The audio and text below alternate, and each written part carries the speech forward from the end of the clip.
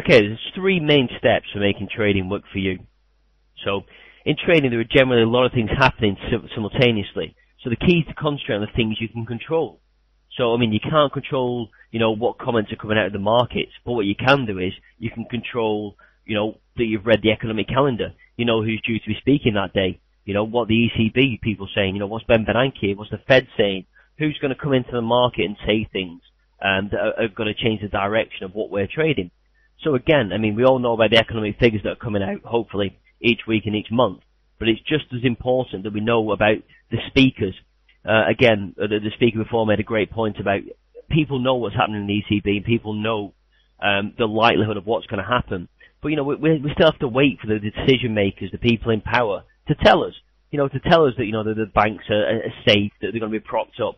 And all these things, again, are opportunities for us to trade. So the main point one is preparation. What are you going to trade? What are your levels? What's your bias? Are you in tune with the market? So number two, what are your expectations? Where are your outs? Okay, where do you expect the market to go? So again, what another key point I've picked on over the last few months is, because the markets have been so volatile, people keep telling me, well, I keep getting stopped out, Steve. What's the best way to not get stopped out of a trade when I'm right? So what I'd say to them is, well, with the market conditions being so volatile, if the market is generally moving 2, 3, 4%, you have to trade less and put your stops wider. If there's more people involved in the market, less size, therefore the markets extend further, you have to put your risk strategy and your stops accordingly. So maybe a year ago you could trade with a 5-tick stop. Right now, very, very difficult. You might be looking for a 10-tick stop and build into positions, positively average once you've found the right direction in the market. So again, that's just another practical approach of hitting volatile markets.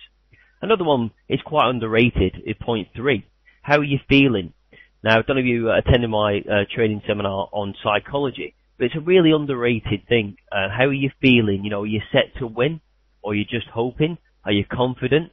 What's happened in the previous week session, month sessions? Are you down money? Do you need this trade to work? Or is this, playing with profit? All these things can affect the way you feel and how you look to trade. And again, it's only by taking these emotions out and sticking to your plan that the probability is that you're going to make more money from trading. Yeah? But again, very, very, very simple points, but very powerful when you put them in place in the right way. So preparation. Now, as we should all know, you can't just log on and trade in these markets. Yeah, there's some key things you should always look at. What's happening in the currency pairs overnight? Alright, $4 trillion is traded every day on the FX markets. Okay, so that's going to have an effect. We're trading, in the UK, the FTSE, for example. What's the pound done? What's happened in, the Asian markets in the US. So again, check what's happened in these markets. When the UK markets, European markets are closed, the US and the Asian markets are still very busy. So again, ask yourself questions. Did the markets move as you expected? Has everything turned out in, what we thought was going to happen? Are we in tune with what the markets are doing and their opinions? So another key point of preparation, open your economic calendar. See what data is coming out today. Alright? What do you expect from the market today? Are we going to have a big range, a tight range? If it's the day before non-farm payrolls, we're going to see people positioning, or we're going to see a tight range, people waiting for the figure. Again, if we've got a big trading range the day before, we're going to see some consolidation. Look for things like inside bars, inside candles. Again, look for previous highs, previous lows. All these things, and these things can take minutes to do.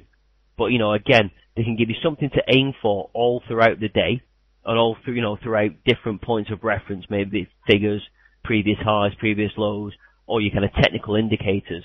So all these things are going to make you prepared. And again, make it probable that you're positioned and that, you're rightly prepared for what's going to come out in the market and how to attack things when they do come out. So again, if you're trading technically, what are your levels? What are your targets? Yeah? And weekend analysis. Really important. Again, the markets are closed. You've got 2 days to sit back, hopefully not holding positions over the weekend.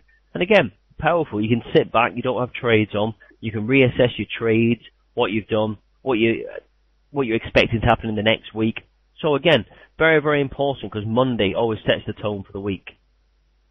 So when we talk about weekend analysis, what you can do is, as we've said, you can look at the past week's trading activity, not from just yourself, from your own perspective, for what the markets have done. So you shouldn't be holding overnight positions. If you are, then, obviously you're at quite a professional level, or you've got a really strong opinion. But what this again allows you to do is look for the week ahead, plan around all the things that are going to make the markets move. So look for your central bank speakers, look for the people that are making policy decisions. Yeah, look for the figures that are coming out. Don't just look at the little figures, look at the big figures, because these are things that you need to do. Okay, so other things we need to look at.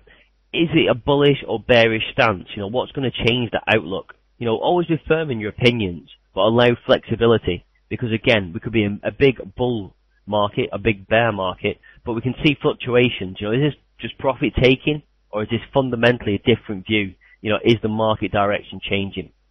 So put a sliding scale of importance on things. So again, whatever you've traded in the past, figure-wise, whatever speakers you've listened to in the past, yeah, all these things, if you've made money, watch out for them. Because we've been trading with probabilities and trading with things that generally work. Just keep doing the things you've got confidence in.